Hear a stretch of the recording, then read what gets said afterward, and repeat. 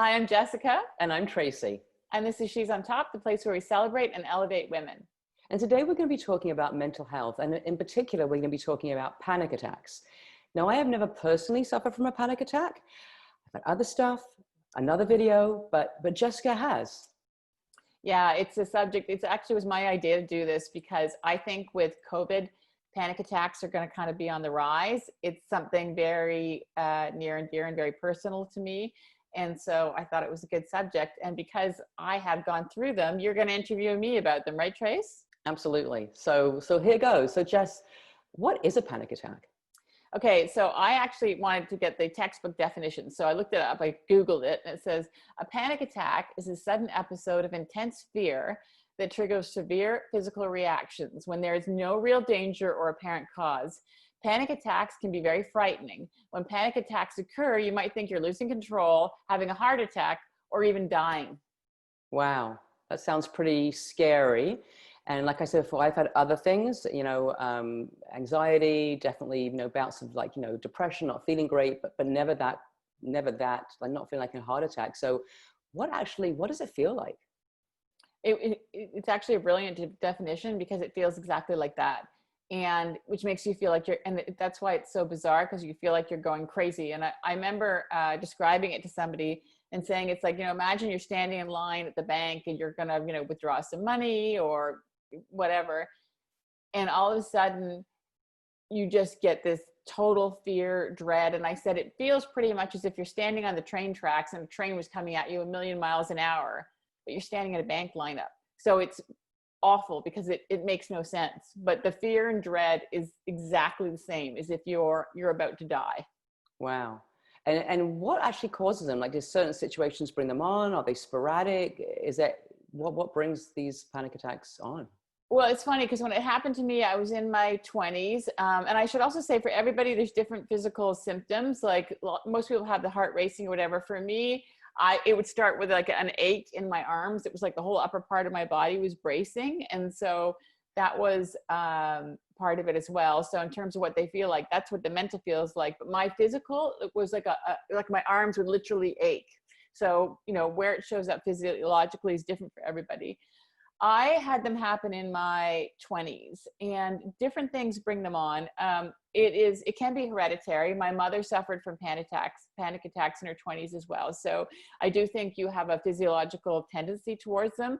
My sister didn't suffer from them. So, it depends on which family members it hits.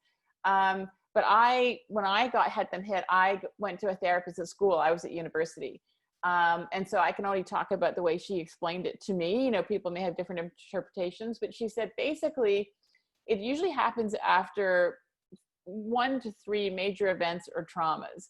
And so the reason that it's like you go through these things, and I can sort of talk about my 3, for example, that I sort of figured it out. And you get through these traumatic events, on adrenaline, cortisol, or whatever. And it's when they're over and you're in a relatively calm part of your life, the trauma comes up and out. And that's why, because you haven't really dealt with it. You've just kind of shoved it down. And so it comes out. And that's why it's so frightening, because it comes out when you can't relate it to anything, as Yeah. opposed to, so for me, there were a couple of things I had caught when I was 17 years old, or no, actually I was 19 years old. I went away to Mexico and I got salmonella. So I wasn't diagnosed for a long time. And if people don't know what it is, it's like a bug parasite in your stomach, and it gives you these severe panic attacks, and you have literally like 5 minutes to get to the washroom, and you get diarrhea. It's really challenging. And the difficult thing about it, because like a panic attack, you never know when it's going to hit, or you don't know what's triggering it. And before it's diagnosed, it's that total fear, lack of control, right? Because you don't know when the Yeah. thing is going to hit. So it's nothing worse for any human being than not being able to control, their bowel movements or whatever it is. So it's really bad. So I had that, eventually got diagnosed, and I got antibiotics for it. But I'd been through a fair amount of trauma with it for a while, because it just, it changes your behavior. I had that. I would say the second one was I'd taken a gap year. I'd come back from school, and I went through a lot of culture shock. And so I would say that was the second event. And then I was, you know, for a lot of people, they say even kids going off to university, it's a huge culture shock. And then I went through a breakup. You know, I went through a major breakup. So I think those three events, that's sort of what I remember. There might have been other things. And so it was literally right after the breakup that the panic attack started to show up. So that's, and everybody can talk about different ones, but usually that's what it is. There has been some events beforehand. It can be over 3 or 4 years that wear you down. Yeah, well, what I find really fascinating is when I think of panic attacks, I think people are going through a really tough time when they have the panic attacks. And what you're saying is it's not necessarily the case. It can be when everything seems fine, you know, you've had these three things, maybe you're over the breakup, you're feeling good, and suddenly they hit you, which makes it even scarier because you're like, what's wrong with me? There's nothing wrong with my life, but I'm having these crazy, you know, feeling like I'm having a heart attack. So I didn't realize that. So that's really, really fascinating. So I guess my next question is, so once you've had these panic attacks, and I know that you dealt with them, you know, how does it change your behavior? How do you go on living once you have these awful experiences? Well, there's a couple of things. The weird thing, sadly, about for me, you feel crazy, so there's shame around it. So Mm-hmm. I didn't know anybody my age. I was in my 20s who had them. It's not like today where mental health is talked a lot about. You know, this was, you know, 30, 35 years ago. So for me, luckily my mother had been through them, but other people hadn't. So I didn't really talk about it. And also it feels crazy. Like, you know, so you feel sort of like, I don't want to tell people that I'm crazy. Mm-hmm. The other thing is when they happen, they're so bizarre, but when they're over, they're over. So you almost feel like until they've happened a few times, it's sort of like, did that really happen? Or when you feel fine, you feel so fine. And I remember it was my mother who pushed me to go see a doctor in Toronto. And it's such a distinctive memory. It was a family doctor, somebody I really was fond of. And I remember sitting in the waiting room and being like, almost embarrassed because I felt great. I'm like, I feel fine, you know, like this is Mm-hmm. ridiculous. What am I going to say to him, you know? And then he called me into his office and he was kind of chirpy and he's basically said, so what's wrong? And I collapsed. I fell into floods of tears. I'm like, I don't feel well. It completely caught me off guard, just him saying that.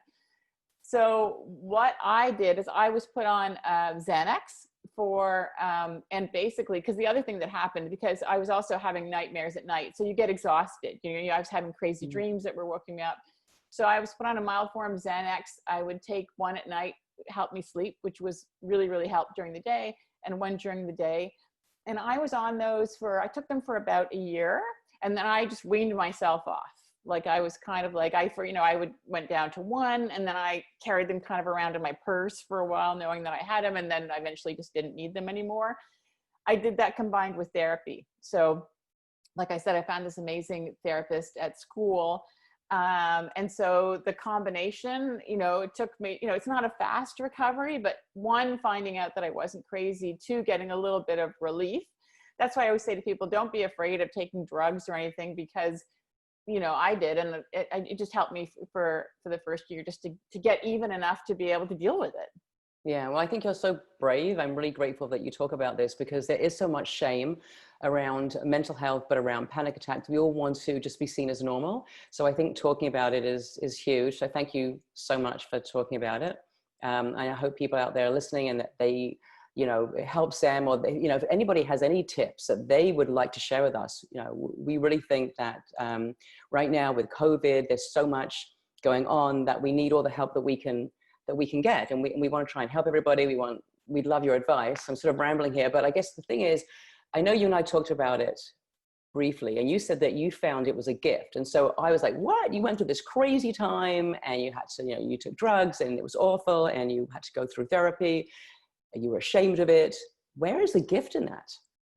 Okay, so two things I want to say. One is, it was great that you said, you know, everybody wants to think that they're normal, because one of the things that, and when I finally did tell people years later, people would say to me, but you seem so normal. Yeah. Mm-hmm. Incredibly shaming, right? Because it is normal. Like the amount of, I don't even have the stats, but the amount of people that suffer from panic attacks is normal. And luckily it's becoming more normalized. And why I want to talk about it is normalized, because it's got nothing to do with, you know, and the thing is, it's so weird. And also because I am and was a happy and outgoing person, I did tell people, and I think it was actually useful, because it's like, it's not got this imaginary face on it. It's not somebody walking around looking neurotic or whatever. People can be, you know, like I remember, I think George Strophanopoulos and met his wife, and the first thing they did is talk about their panic attacks or whatever.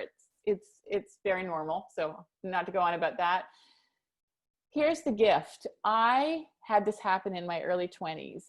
It started me on I learned to look out for my mental health. So it was the first time I saw a therapist. I've seen therapists every time I go into a struggle, I will reach out for a therapist. It also made me recognize when I was getting run down. And so I see it as a total gift because I learned at an early age to take care of myself. So, you know, when later in my life where I felt run down or, you know, or I've gone through, you know, a big breakup or a trauma, the first thing I do is get help. So that is the gift, you know, so I am so grateful for it to have gone to learn about my mental health at such an early age. Yeah, that's true. I mean, had some struggles in my 40s, not so much younger. And I mean, looking back now, I guess I'm grateful that I'm on the journey that I'm on. But I guess through these struggles, we do grow. So anyway, thank you so much for sharing. And it was so helpful. And you said this too, you know what? And I think you would agree with this because I know your struggles. It creates empathy. It does. Doesn't it? Like I'm so empathetic to people struggling because I've been through it, and I'm sure you feel the same way. Yeah, I feel exactly the same way. I'm so, when I see people are quiet or having a rough day, it's like, I've learned not to judge too. I think when I was younger, I judged a lot, and I've learned, don't judge anybody. Nobody knows what people are going through. And life is wonderful, but life can be hard too. So yeah, that was a really good point. All right. Well, thank you so much. We would love to hear about your experience. And, you know, if you know anybody in your family struggling, if you're struggling, just basically your reactions. I mean, the only advice I could give before we go is, which you say is too, there isn't anything you can do to fix it, but the best thing you can do is just kind of sit with people with it. Don't you find? Just to be an ear, just be empathetic. I think be empathetic, and I think be willing to listen. And when people want to talk, just listen. Yeah. Just listen when people want to talk, because there really is no advice to give because you're not going through it. But if somebody wants to talk to you, just to listen, I think that's key. Make them feel normal. Yeah. So thank you so much for watching. Please remember to subscribe to our channel if you haven't. We have a newsletter, and you can go to our website and sign up for that. And we are also launching a membership. And if you'd love to become a member of She's on Top, go to our website and check out all the details. That would be great. Yeah, the membership is basic. It's a private members group, and it's really just a community of women like ourselves that kind of want to keep the conversation going because, you know, these videos are a certain length, and, you know, a lot of times it's the content that we don't share here. It's a deeper discussion. Yeah. So thanks for watching, and we'll see you soon. Thank you.